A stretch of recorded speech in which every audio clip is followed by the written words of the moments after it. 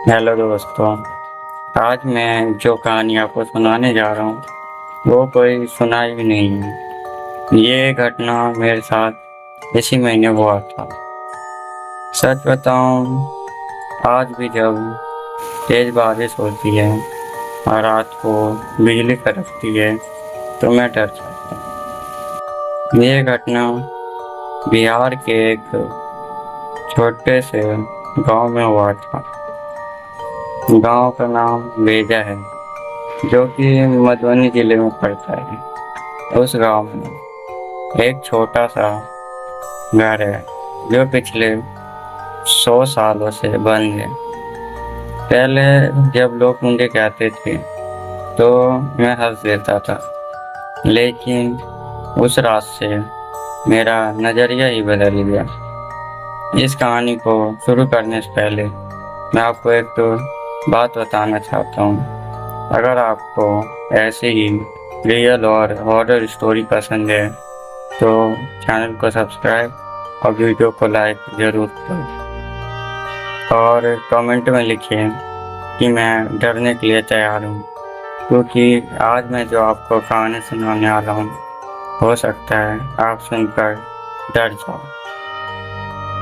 ये कहानी इसी महीने की है जब लगातार मूसलाधार वर्षा हो रही थी।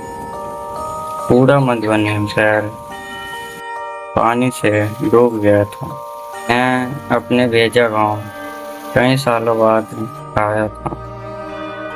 पूरा आसमान काले अंधेरे में डूबा हुआ था और दूर दूर तक सिर्फ बारिश की आवाज़ आ रही थी।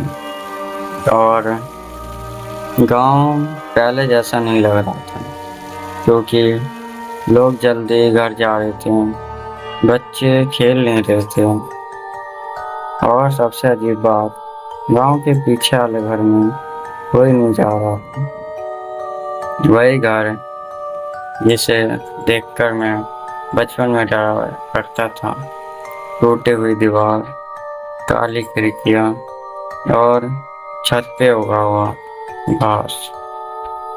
मैं घर पहुंचा। घर में दादी थी। दादी मुझे देखकर बहुत खुश हुई, लेकिन जब मैंने उस पुराने घर की तरफ देखा तो दादी का चेहरा उतर गया। दादी ने मुझसे बोला, उधर मत जाना। मैं हंस दिया। मैंने बोला दादी से, दादी अब मैं बच्चा नहीं। लेकिन दादी का चेहरा लग रहा था कि मानो वह सच में डरी हुई। रात करीब 11 बजे बारिश और तेज हो गई और बिजली इतनी तेज कड़क रही थी कि खिड़कियाँ कांपने लगी। मैं अपने कमरे में मोबाइल चला रहा, तभी मुझे बाहर से किसी बच्चे की हंसने की आवाज़ आई, धीमी लेकिन साफ। हा हा हा। मैं धीरे से खिड़की तक गया और खिड़की से सामने वाले पुराने घर को देखा।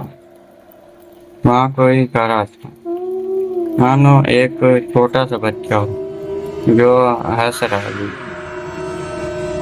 मैं धीरे से उठा और खिड़की के पास गया। उस पुराने घर की तरफ देखा। वहाँ एक छोटा सा बच्चा खड़ा था। उसका चेहरा बिल्कुल काला और आंखें बिल्कुल सफेद। बिजली चमकी और वह अगले ही पल मानो गायब हो गया वहाँ से। मैंने तुरंत खिड़की बंद कर दी। उस रात मुझे नींद नहीं है, लेकिन रात करीब 2 बजे मुझे लगा मेरे कमरे के बाहर कोई चल रहा है, जैसे कोई बाहर गीले पैरों से बरामदे पर चल रहा हूँ। मैंने हिम्मत करके नीचे से झाँक कर देखा। बाहर एक छोटे बच्चे की पैरों की परछाई दिख रही थी। फिर कुछ देर बाद गेट पर दस्तक हुई। ठक ठक ठक। बाहर से आवाज आई, दरवाजा खोलो। वह आवाज किसी बच्चे की लग रही थी। तभी मुझे दादी की कही हुई बात याद आई कि कोई भी रात को बुलाए तो जवाब मत देना। मैं चुप रहा और फिर कुछ सेकंड बाद दरवाजे पर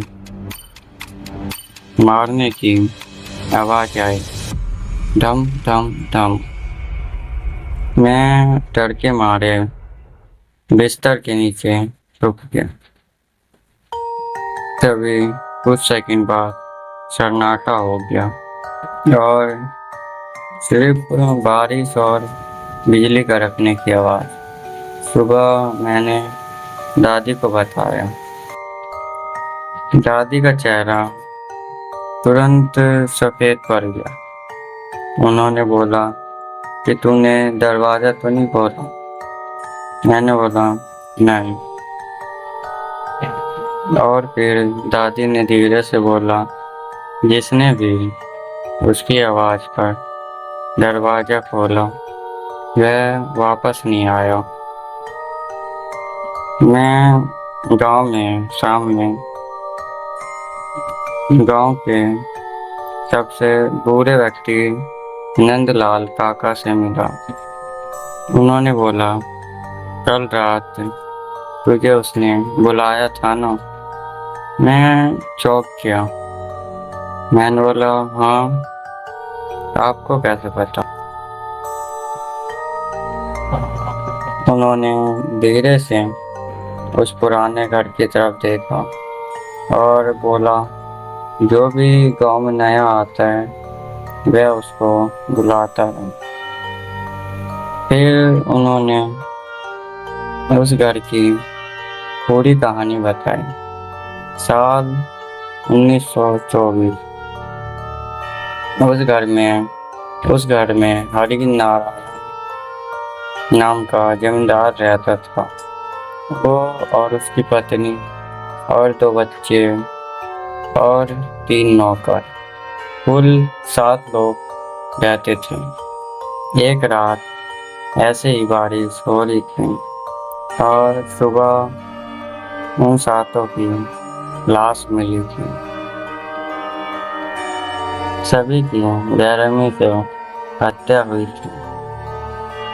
मैंने पूछा, वह हत्यारा कौन था? काका बोले, वो तो कभी मिला है। फिर मैंने पूछा, और वह बच्चा? नंदलाल काका उस सेकंड चुप रहे और फिर बोले, वह जमींदार का छोटा बेटा। लोग कहते हैं वह मरने के बाद हवेली छोड़कर नहीं गया। उस रात काफी तेज बारिश हो रही थी और बिजली बार बार जा रही थी, पर पता नहीं क्यों उस घर का ख्याल आ रहा था। और करीब 1 बजे वह हंसी फिर से सुनाई दी। इस बार वह मेरे कमरे से आ रही थी। मैंने डरते हुए पीछे देखा। वह बिस्तर के नीचे 2 आंखें दिख रही थी। वह धीरे धीरे बिस्तर से बाहर आया, पतले हाथ कीचड़ में लिपटे हुए, और वह वही बच्चा था, वही काली आंखें और सफेद चेहरा। वह इस बार मुस्कुरा नहीं रहा था, वह मुझे घूर रहा था फिर उसने धीमी आवाज में बोला, तो वापस भी भाग गया। मैं डर के मारे दरवाजे की ओर भागा, लेकिन दरवाजा बाहर से बंद था। तभी पीछे से हंसने की आवाज आई, ही। वह बिल्कुल मेरे पीछे था, लेकिन जैसे मैं पीछे मुड़ा, वहाँ कोई नहीं था। वो बच्चा वहाँ से गायब हो चुका था। वहाँ सिर्फ उसके पैरों के निशान थे जो दीवार पे जा रहे थे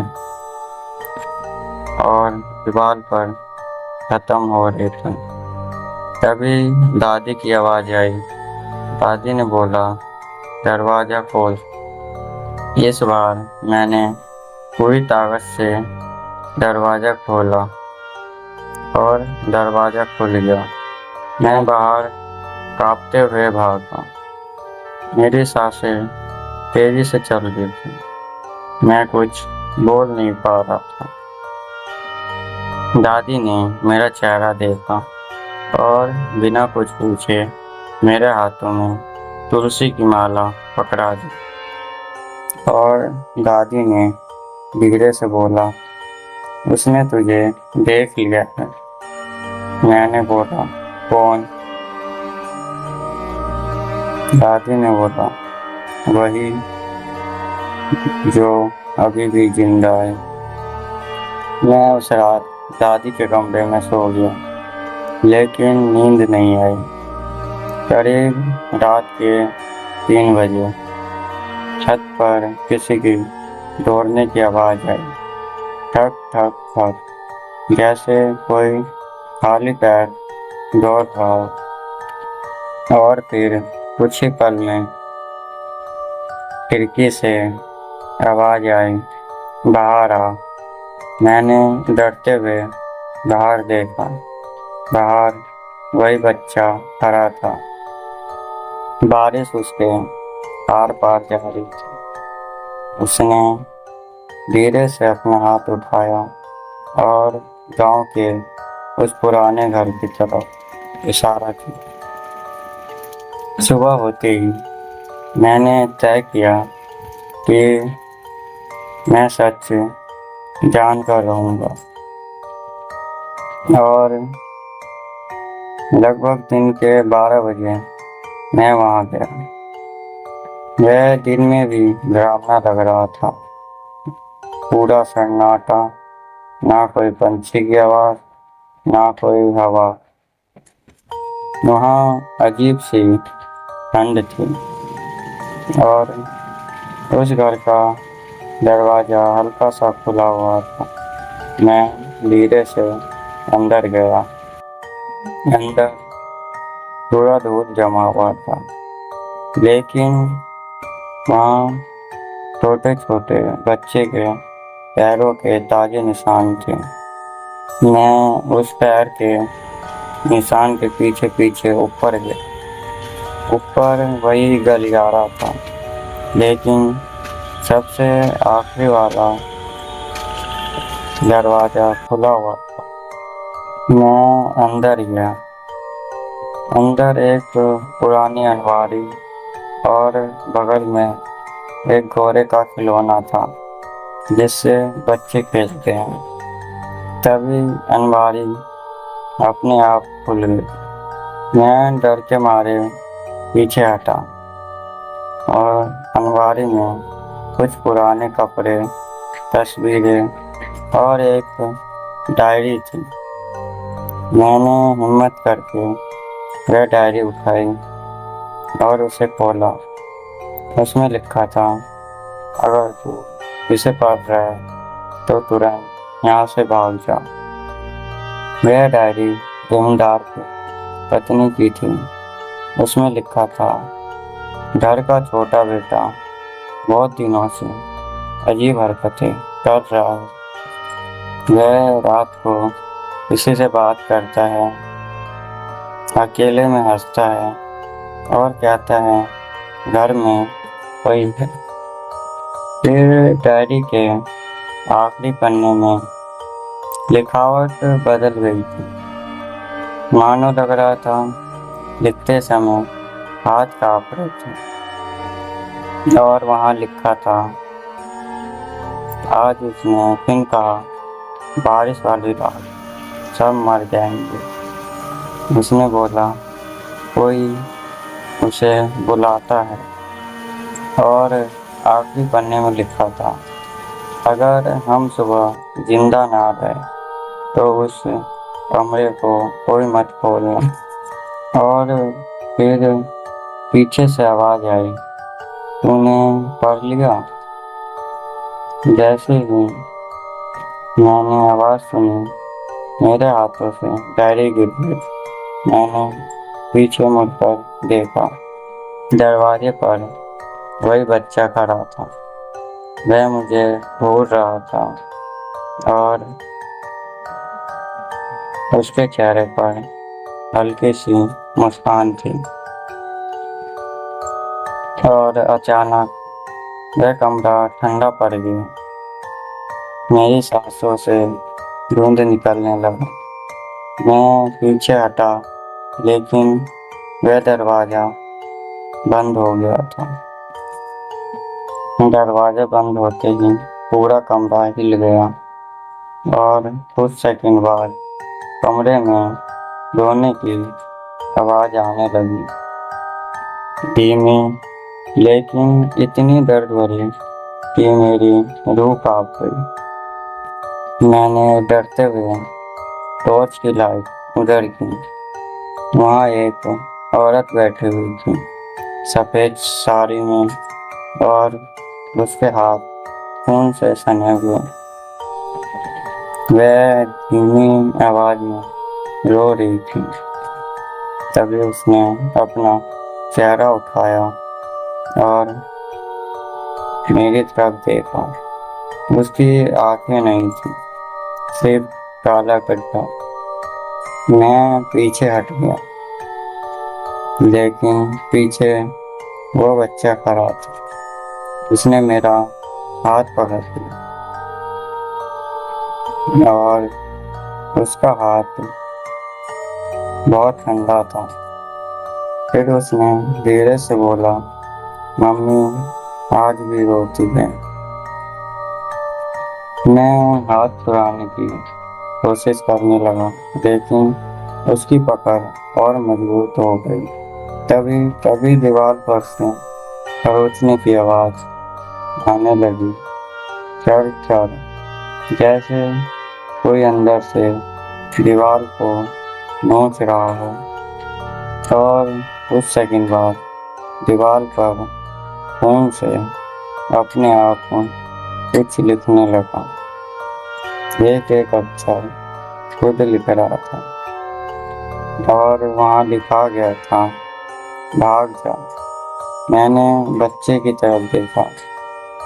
बच्चा अब बदल चुका था।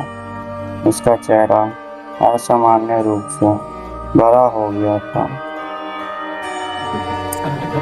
उसकी आंखें काली हो गई थी, आंखों से काला पानी निकल रहा था। उसने धीमी आवाज में बोला, अब तो देर हो चुकी है। तभी ऊपर से कुछ आवाज आई, जैसे कुछ गिरा है, धड़ाम, और अलमारी अपने आप खुल बंद होने लगी और पूरा कमरा कांपने लगा। उसी पल कमरे में कई लोगों की फुसफुसाने की आवाज आने लगी और फिर आवाज आई, भाग। मैंने पूरी ताकत लगाई और बच्चे को धकेल कर भागने लगा। मैं तेजी से भागने लगा गलियारे में, लेकिन अब गलियारा बदल चुका था। लंबे दीवार और नीचे चारों तरफ खूनी था। और तभी पीछे से कई लोगों की भागने की आवाज आई, थक थक थक। मैंने पीछे मुड़कर देखा। पीछे 7 लोग। उन 7 की आंखें काली थी, चेहरा सफेद, आंखें अंधेरे में चमक रही थी। कोई छत पे आ रहा था, कोई नीचे, कोई नंगरा के। मैं तेजी से सीढ़ियों की तरफ भागा, लेकिन जैसे ही सीढ़ियों पर पहुंचा, वहां अपने आप खून खून हो गया और मैं फिसल गया। मैं फिसलते हुए नीचे गया और मेरे सिर में चोट लग गई। अचानक मेरे सिर में तेजी से दर्द हुआ। कुछ सेकंड अंधेरा था, लेकिन तभी बच्चे की हंसने की आवाज आई। मैंने ऊपर देखा, वही बच्चा था, लेकिन अब वहाँ 7 लोग थे, चेहरे कटे हुए, कपड़े खून में लथपथ, और वह तेजी से नीचे उतरने लगे। उनके कदमों की आवाज पूरे हवेली में गूंज रही थी। मैं धीरे धीरे पीछे हटने लगा, तभी मेरे कंधे पे किसी ने हाथ रखा। मैं चीख पड़ा।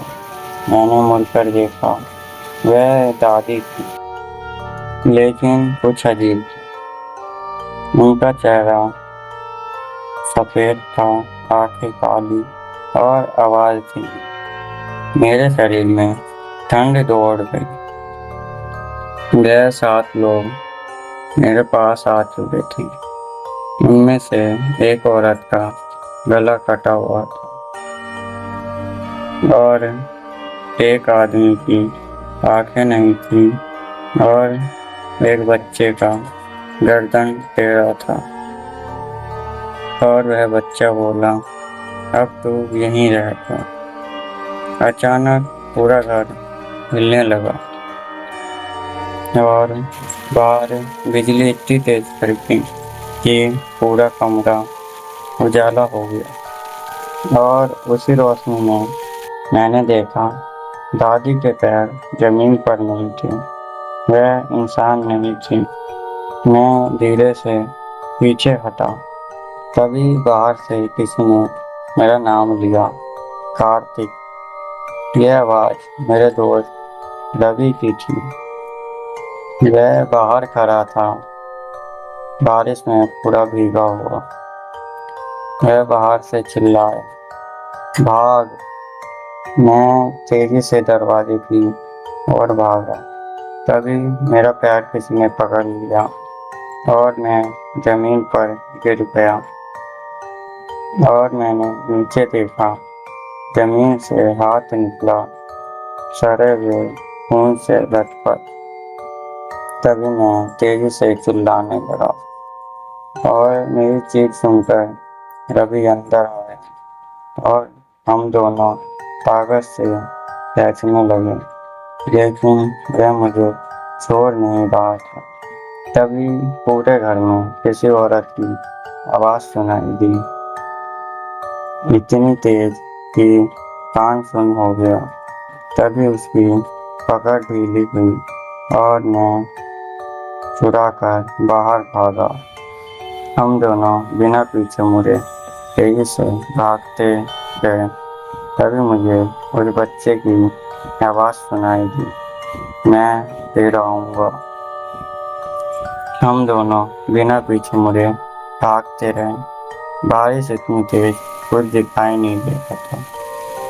सब गांव वाले अपना घर बंद कर चुके थे। पूरे एरिया में सन्नाटा था। मैं और रवि कैसे भी घर पहुंचे। मैं ठीक से खड़ा भी नहीं हो पा रहा था। दादी ने हमें देखते ही दरवाजे बंद कर लिया और मंदिर के सामने दिया जला दिया और फिर पूछा धीमी आवाज में, तुम दोनों उस घर के अंदर गए थे? रवि कुछ नहीं बोल रहा था। वह काँप रहा था और खाली दीवार देख रहा था। उस रात तीनों एक ही कमरे में सो गए। बाहर बारिश तेज हो रही थी, रुकने का नाम नहीं ले रही थी। लगभग 4 बजे रवि ने बोला, वह यहाँ आ गया है। मेरे पूरे शरीर में ठंडक दौड़ गई। मैंने पूछा, कौन? रवि ने कांपते हुए घर के कोने की तरफ इशारा किया। वहाँ सच में किसी की परछाई थी, सफेद आंखें और वही बच्चा। दादी ने तुरंत मंत्र पढ़ना शुरू किया, लेकिन वह बच्चा हंस रहा था। उसने धीमी आवाज में बोला, अब यह मेरा है। तभी अचानक रवि तेजी से चिल्लाने लगा।